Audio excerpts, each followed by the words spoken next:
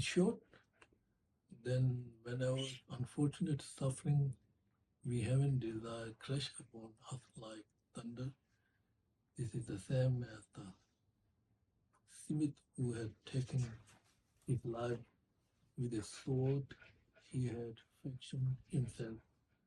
Our suffering is the will of Shah weapon, returning full circle upon from the wrongs we have done. Hereafter, let's always have care of awareness, never act in non-virtuous way. All the suffering that we have endured in this life, we have lived in the three lower realms, as well as our pains of present and future, are the same as the case of Fogel of Eru, who later was killed by an arrow he had made. Our suffering is the will of Shah weapon, returning full circle upon us from wrongs we have done. Hereafter, let's always have care. It's double, huh? Awareness, never to act in non-virtuous.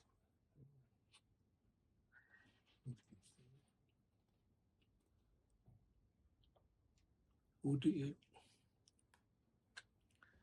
When the troubles and worries of family life grieve us, this is the same as the case of a child who has cared for with love, later killing his parent.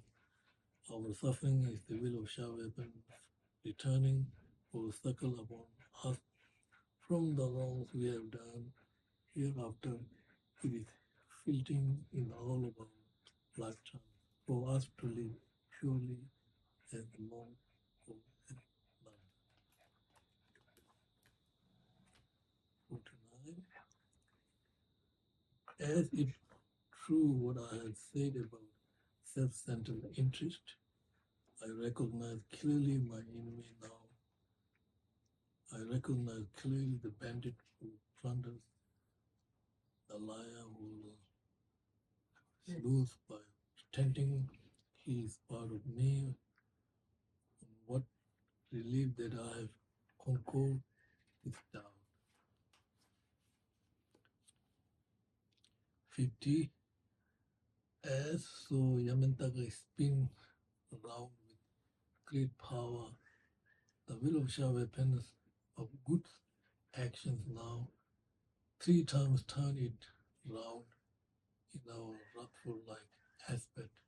Your legs stayed apart for the true grace of truth, with your eyes blazing open for wisdom and faith. So 50 here. Now we go back to the commentary.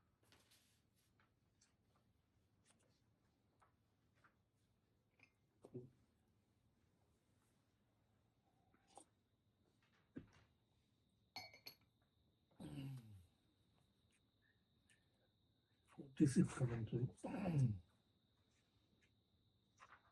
we are overwhelmed by the circumstances not sought after, as a blacksmith may be killed by a weapon, he himself forgot the weapon of our own unwholesome actions turn against us.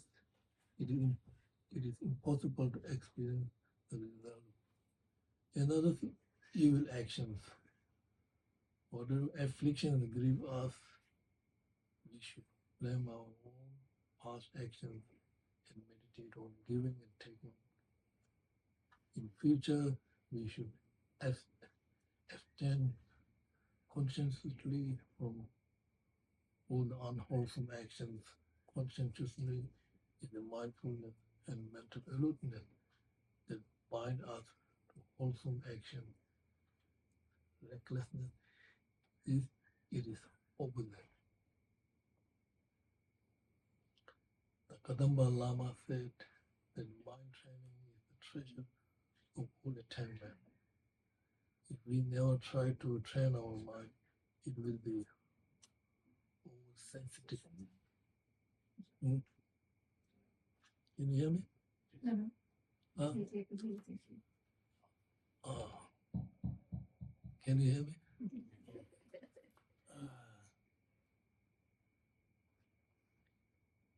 Too easy sway in joy and too easy depressed. The slightest change can be overwhelming if we are without mind training. However, if we are familiar with it, we can, when harm befalls us, meditate that suffering is natural. Cycle of existence remain undisturbed. We should concentrate on the setbacks and disadvantage of self-judging attitudes, as Shantideva said. All calamities in the world arise from the judging self, while all the fortune arises from judging others. There is no need to say more. Compare the attainment of the Buddha to our own.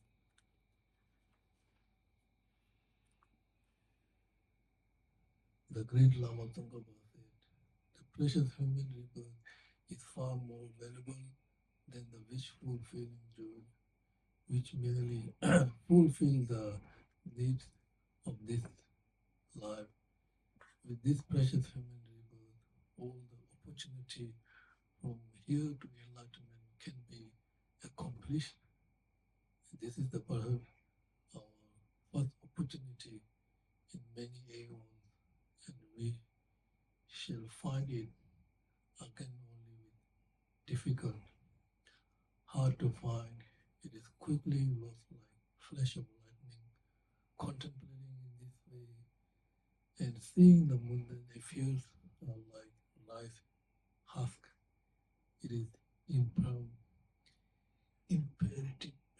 to extract the essence of opportunity in the 6 times of the day and night. A yogi have done so. Others who seek liberation should be likewise. The Kadamba Lama said, now it's time to distinguish ourselves from animals. 47. Should we be reborn in the lower realms, there's no suffering we will not enjoy. And if we do not end worldly existence, there are years of suffering to come. No one but ourselves is to blame. So if we had not done negative actions, we would not go to the lower realm. Once we fall into the lower realm, even all the efforts of the Buddha are unable to pull us out again. Our situation is like that of the archer who met poison-tipped arrows and was pierced himself by one of them on his way to battle. Thus, the will shall weapon return upon us. Hereafter, we should scrupulously avoid all the causes of suffering in the lower realm. We should really be afraid of evil, for it is the cause of all misery.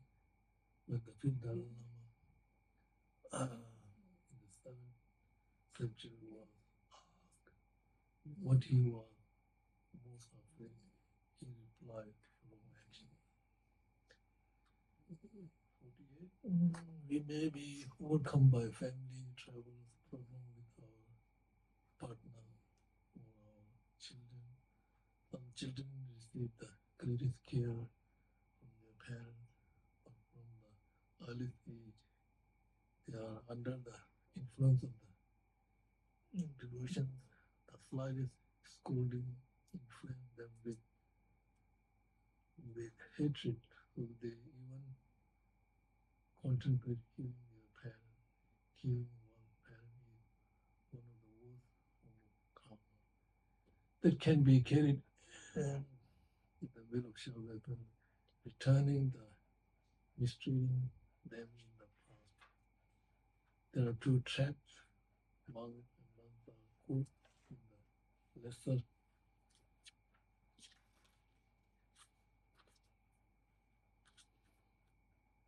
lesser of having to work in the administration of the monastery and so on.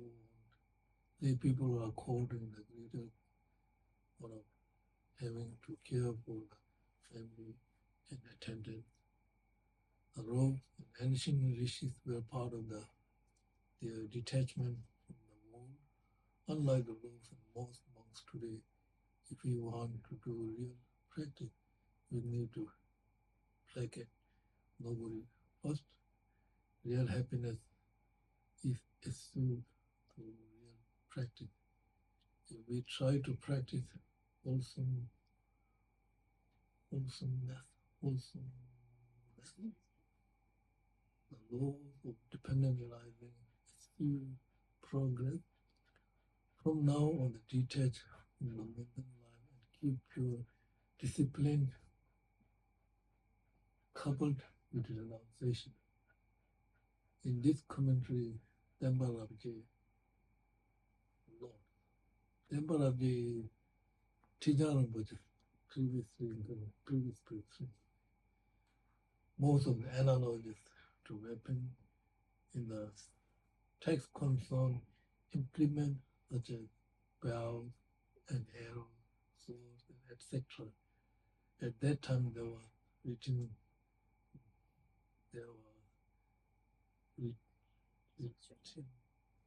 the gun did not exist in India, nor do they have any medicinal deity revealed.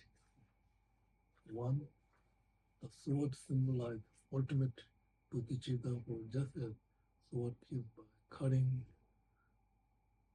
so does ultimate bodhicitta, severe, the root of cycle existence. Moreover, just as the spear or arrow pierces, so does the relative bodhicitta it destroy the self-judging attitude. Long to read. Commentary. 49. All degeneration and undesirable experience are the result of self-judging attitude. Now we have understand that its demerits should not be underestimated. We should think in this way. Previously, I had not recognized the enemy of self-judging, but through the kindness of the Guru and Dharma, I have caught him. I have now apprehended the thief who had been sneaking into my thought and stealing my wealth of positive karma.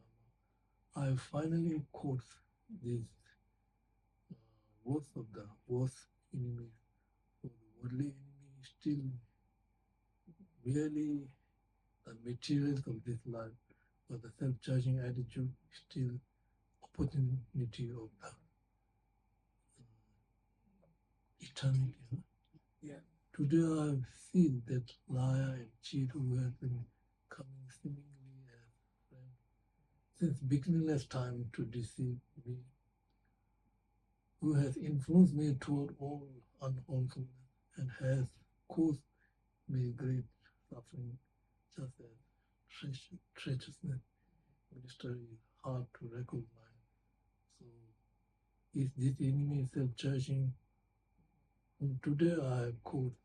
Until today, I could not recognize this traitor who deceived me into the believing that he cared for me so much. I resolve from now on no more to go on by negative thought. And how wonderful to have caught the deceiver who previously was not even doubted. It is by the magnificence of my spiritual master and Dharma teaching I have achieved this. The value of bodhicitta attitude can be seen in the life of Atisha. Whenever he mentioned Dharmarakshita, who composed this text. Dharmarakshita is the Atisha's teacher. So in Indonesia, he went stay there 12 years to learn the bodhicitta mind. Whenever he mentioned the name of Dharma, he folded his hand, his body, hair, raised, and he shivered and wept. Yet he did not act in the way toward any of the other 155 gurus of the Lama Sangha. He said there was no difference in his faith toward any of these gurus, but he had fraction of kind heart. He ought to be Guru Dharmarakshita. Likewise, Lama Tejang Dojachang is the junior teacher of His Holiness Dalai Lama, present Dalai Lama, fold his hand upon the crown of his head whenever he mentioned Jabji Pabonga Rinpoche. He was a great Lama, unsurpassed by any, that hardly any Lama or Geshe to three pillars, like Monastery of Garden, Sera, Drebung, had not been his disciple. Once in the cave underwater, he experienced manifestation of Yamantaka for 9 days, while he himself was essentially Heruka Chakasambhava. Kyabji Pabonga Rinpoche's manifestation of Chakasambhava.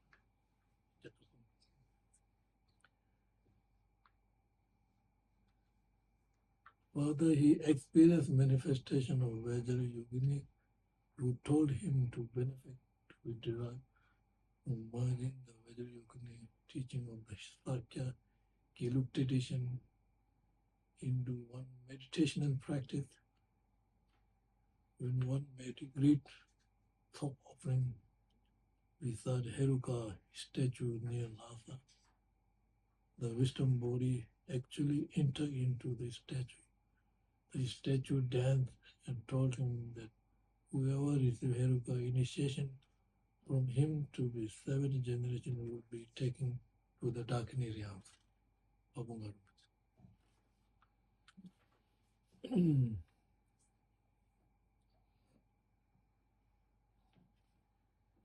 50. Dharmarakshita was also great adept of Yamantaka practice. The pointed image he used for his practice was until recently in the Rating Monastery in Tibet. It was built by Atisha in Tibet. Once when there are 110 Kadamba monastery in Tibet. So Rating is the first monastery. It's built by Atisha, and then they start Kadamba lineage in Tibet. So Dromtonpa, and there are many Kadamba masters. So 110 Kadamba monastery in Tibet. So first Kadamba monastery is Rating Monastery, built by Atisha. Now we should entreat Yamantaka, please turn the wheel of sharp weapon above your head and strike our heart against our self-judging and self-grasping and self-judging attitude toward which you are wrathful. This wrath is not directly against self, but against delusion. In order to this be happy, we must focus all attention upon developing of bodhicitta to extinct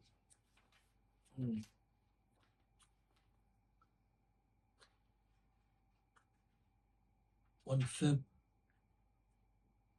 awareness for the awareness of others. Thus we request great Yamantaka to assist us in this task. With great fury, please turn the wheel 3 times above your head and strike an attitude of self-grasping and self-judging in order to eradicate this attitude ourselves, we need relative and ultimate bodhicitta as well as the union of truth. So union means union of illusional body and clear light mind. So the unification of that. So when we practice highest yoga tantra, then we need two things: developing stage and completing stage. So developing stage is transform your dispel the developing stage, dispel the ordinary appearance. Ordinary appearance. So ordinary. So when we are meditating on the developing stage, so you shouldn't be like remaining your ordinary body. So you should transform to that deity. So then it is not ordinary body. You know, transform yourself to that deity. If you are meditating on Manjushri, transform yourself to Manjushri. You know what I mean? So that's appearance. So when you transform yourself to Manjushri, then your body is not ordinary body. You know what I mean? So that will developing state dispel the ordinary appearance. You know what I mean? So transform yourself to that deity. You're meditating on the Manjushri, or you know what I mean. So that's highest yoga tantra. Two things: to oppose ordinary appearance and ordinary grasping. So transform yourself to deity, then that will dispel the ordinary appearance. And then you will meditate that deity is empty of inner existence, will dispel the grasping. You know, you transform yourself to that deity, you dispel the ordinary appearance, and then that deity also empty of inner existence will dispel the grasping. So that's developing stage, right? Completing stage, then you have to go with the practice with the wind channel and rope. So you can have to go isolation of the body, speech, and mind, illusory body, and then clear light, and finally unification of the illusory body and clear light. Then you become Yamataka. So that's the developing stage. So developing stage is you are practicing wind channel and rope. Completing stage means dispel ordinary appearance and ordinary grasp. This is only highest yoga tantra, not at the lower tantra, not at the sutra viewpoint. So Yamantaka is highest yoga tantra, right? So then if you practicing Yamantaka, then you transform everything to Yamantaka. You know, everything, every sentient being around you follow Yamantaka. You know, transform. Even you can transform your dog into Yamantaka. Then there is story in Tibet. One practitioner, he was meditating Buddha. So he transformed himself to Buddha, and every sentient being Buddha. He transformed not only him, Buddha, but all living beings transformed into the Buddha. And then he transformed his dog into Buddha. So his dog come to his house and he steal the bread. The Buddha is still the bread. He said like, well, you know, just your when you are practicing developing stage, then you transform yourself to that deity. So your dog is deity, your dog is Buddha, your dog is Manjushri. So there's no way you can get angry. All are Manjushri, all are deity. So you visualize everybody's Manjushri, everybody's deity. So you can't get angry. So that's the purpose of the practicing developing stage. So dispel your ordinary appearance and grasp. Yamantaka, unification means unification of the illusory body and clear light mind. That future your Yamantaka, emanation body, Dharmakaya body, completely enjoyment body, and emanation body. So three bodies, one by one. So, Yamantaka, two legs symbolize two truths. Right leg in symbolize relative bodhicitta, and left one on a stretch, outstretched ultimate bodhicitta. Relative and ultimate bodhicitta should be equal and balanced. So these two sharp eyes blazing with the fire of wisdom and method are equal and parallel. So that is the full text and commentary. And now you have to here mainly talking about meditate on the bodhicitta mind and then emptiness. So bodhicitta mind, then the two lineage coming from India, right? One coming from 7 courses and result bodhicitta. So that lineage coming from Indian Bodhisakyamuni, and Shakyamuni passed this to Indian master Asanga. Asanga passed to Vasubandhu, then through that way passed to Atisha. Then Atisha, so Dharmarakshita, then Atisha, then Kadamba Master Dromtonpa, then Tsongkhapa, so that lineage. That's called the 7-step course result bodhicitta mind. Then another lineage is exchanging one step. We're talking over here, one step to other. So that lineage coming from Buddha passed to Manjushri. No, Buddha passed to Shantideva. Shantideva, then Atisha, Dharmarakshita, then Lama Tsongkhapa. So that's called the exchanging one step to other. So there are 5 points, 5 point and 7 point. And then Lama Tsongkhapa came and combined this together, and even more powerful. So combine this together with one side. Some are practicing 7 step, bodhicitta mind, and others practicing exchanging one step with the 5 points, just separate. But Lama Tsongkhapa comes and then he combined this together and make 11 steps, and even making like 2 rivers come together and speak, much easier. You understand what I'm saying? So the bodhicitta mind. So your first step is Asanga. First step for equanimity, equalizing. So your mind, our mind is not equalizing. So you see friend, enemy, stranger, mind is fluctuating all the time. Attachment, anger. So you have to bring equal mind. Just like fertilizing when you are planting the seed, you are fertilizing the soil very nicely. Soil very rough, but you fertilize and make very soft, and then you're ready to plant the seed.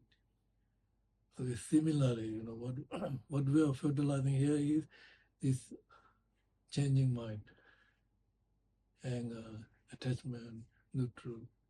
So this mind disturb our mind. So you have to make this mind neutral, just like neutral. Then you can plant the seed. So soil and ready to plant the seed of compassion, seed of loving kindness. And then bodhicitta will grow like this. So first is equalizing, equanimity is the number 1 point. And then when you equalize your mind, right? So your mind is neutral. So very easy to grow, very easy, not easy to disturb. So your mind is equal, remaining equalizing. Our mind is disturbed because unequal mind. Right? Sometimes there, anger, hatred, whatever, ignorance. So then equanimity, then you can meditate on the. You have to think about that everybody wants happiness, nobody wants suffering.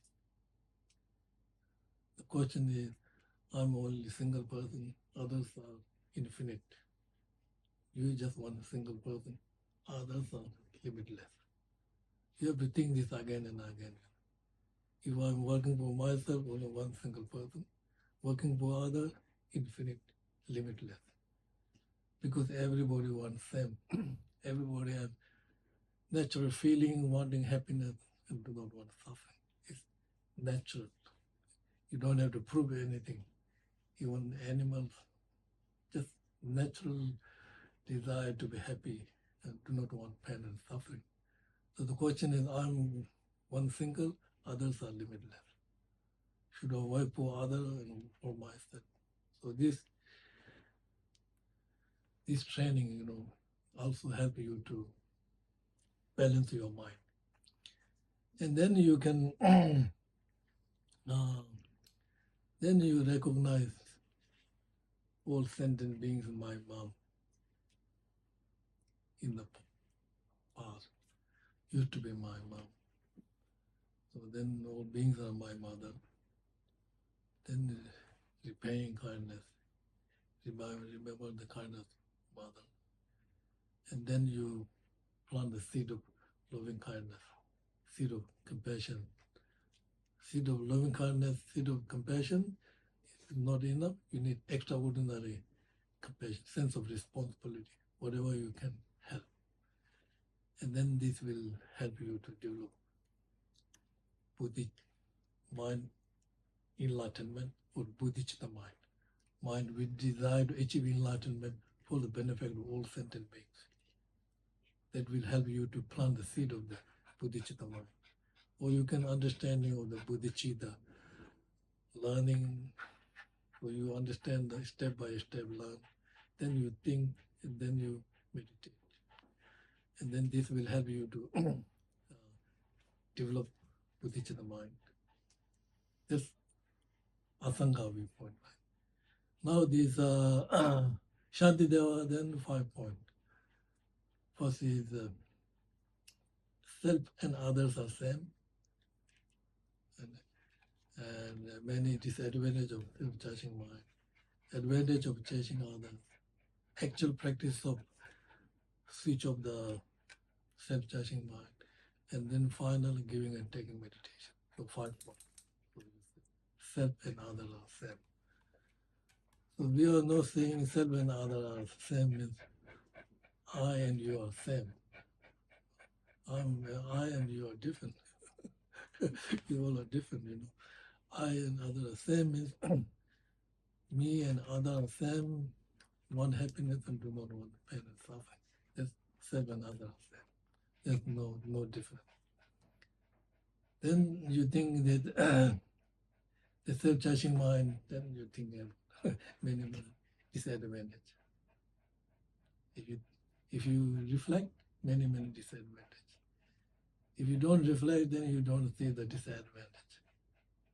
If you really concentrate on how harmful self-centered attitude, and you see many disadvantages. And then you see really, you will recognize real enemy, it's not like external enemy. No internal enemy, no external enemy. Internal enemy, then external enemy coming. So if there's no internal enemy, no external enemy. Like, as I mentioned before, if you meditate everybody Buddha, no enemy. Everybody, your dog, whatever, everybody is your Yamantaka or Manjushri. No, you can't get angry to Manjushri, because everybody is Manjushri. You already. And then thinking many advantage of the judging other,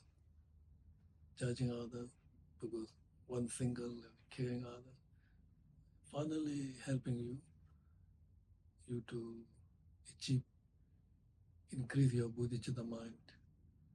I'm not saying help you for the material thing, help you your internal qualities, understanding your mind, understanding your nature of the mind, the quality of the mind, understanding how it is important to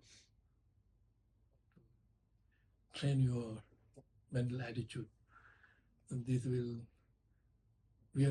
don't have to go too far, but first will benefit to yourself.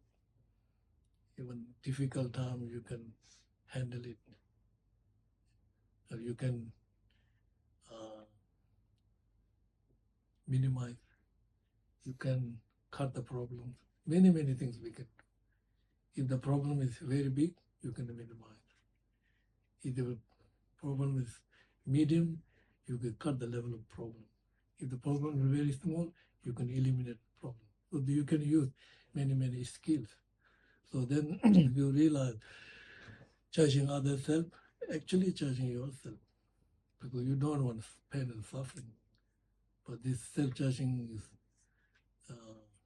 deceiving out. And then you will recognize, and then you will switch off. Now I recognize. It will switch off. You can charge him more. Now I learn this text, Shantideva. Now I can charge more for others. The switch off that. And then you can practice the Tonglen, giving and taking meditation, compassion, and love. And then this will develop bodhicitta mind, one way. And then Lama Tsongkhapa combine these together, join these together, make more powerful, much easier to develop bodhicitta mind. So combine this together means, so first recognize all sentient being the mother, remembering, paying kind of the mother, and then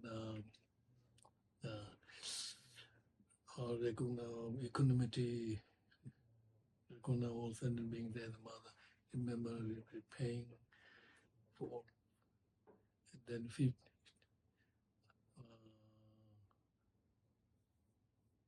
me and others are same. Then many disadvantage, advantage of judging others. Then giving, first taking, giving, then extraordinary compassion, and then bodhicitta. It became more powerful and much more easy. It make like two rivers join together. The river become more strong. Might become more strong because you combine this together. So that is how you you have to train the bodhicitta mind. Now the bodhicitta mind. So then you learn, you think, you meditate, right? Try your best to develop bodhicitta mind, and then you need sustain your bodhicitta mind. You know, maintain your bodhicitta mind. So you should keep going. Not keep going every day. Practice morning 3 times, evening 3. Rededicate 3 times bodhicitta mind, and then you will sustain your bodhicitta mind. This lifetime as well as future lifetime. This lifetime sustain your bodhicitta mind, then you have to think, in the Shantideva first chapter of the guide to the Bodhisattva, 10 benefit of bodhicitta mind. First chapter is benefit of the bodhicitta mind. So bodhicitta, thinking about the benefit of the bodhicitta mind. And then rededicate 3 times, take morning 3 times, evening 3 times. and then do not focus sentient being and accumulate true merit. So then you will sustain your bodhicitta in this lifetime. And you need to sustain your bodhicitta mind in the future lifetime. So you have do not deceive the teacher, do not disrespect for the Buddha and Bodhisattvas, do not deceive other sentient beings, lead all the sentient beings from the Mahayana path. So then you will sustain your bodhicitta mind in the future. So training bodhicitta mind and keep going, sustaining bodhicitta mind. Now the bodhicitta mind is not enough. It will only oppose self-judging mind, not grasping mind. So to oppose grasping mind, you need to meditate on emptiness, right? So therefore, first, when you want to meditate on emptiness, first you have to think about impermanence, renunciation, and then empty, and then you will be able to realize nirvana. All products are impermanent. All the contaminant actions are nature, suffering. All phenomena are empty. Nirvana alone is. And nirvana alone is lasting peace. So you understanding impermanence, base, and then it will help you to generate the renunciation, samsara, cycle of existence. As long as your mind is controlled by delusions and karma, doesn't matter.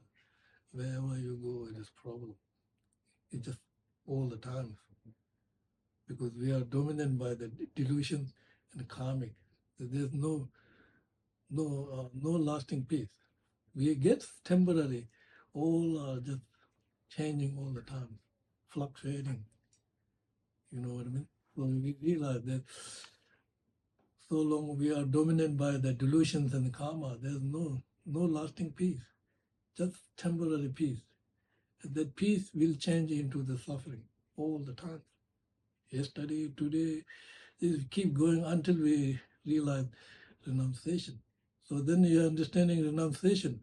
Then on the basis of renunciation, then you realize, I need to meditate on emptiness, phenomena, emptiness. So because if I meditate on emptiness, then I will get lasting peace, which means emptiness is a direct opponent of the grasping mind. So when the grasping mind is ceased, then lasting nirvana alone is peace. So therefore, so you have to think about this one, what we call in Buddhist, all four seals. All products are impermanent. All the contaminant actions are nature of suffering. All phenomena are empty. Nirvana alone is lasting peace. Repeat this and then meditate on emptiness, right? So when we talk about emptiness, only two. Emptiness, self, and phenomena. So we check your body, we say self, phenomena. Self means I. Phenomena means your five aggregates. My body, my mind, my feeling, my recognition belongs to me. You know. So in the Buddhist perspective, our self is related to the aggregates. Related to the aggregates because my body, my feeling, my karmic formation, we see the relationship between self and you. But in the viewpoint of some Hindu, then self is eternal and permanent self. And it's not related to the body. It's not related to the aggregate. So therefore, when the self is related to the aggregate, then we will speak about the emptiness of self and emptiness of phenomena. Your self is empty, no independence. So your aggregates are empty, no independence. So then you first recognize what is most important to practice emptiness.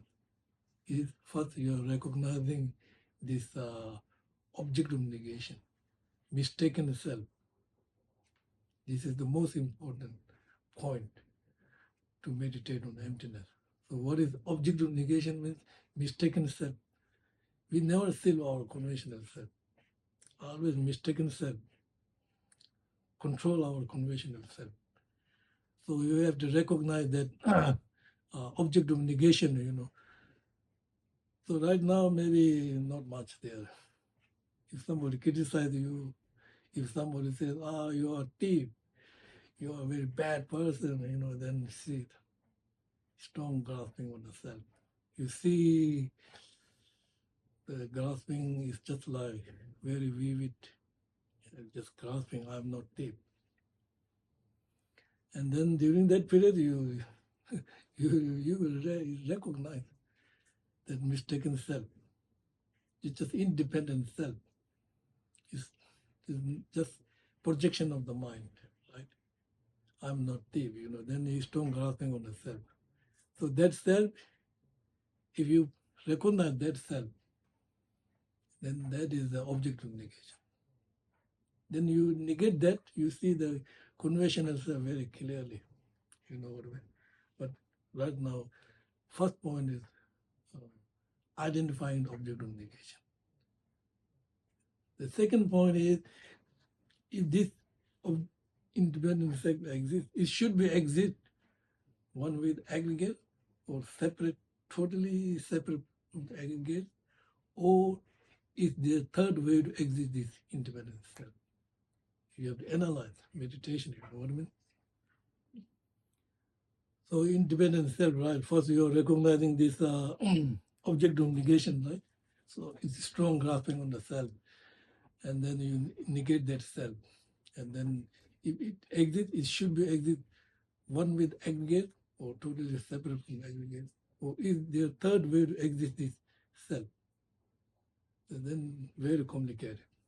If one with the aggregate, and then you should say my self and body should be one.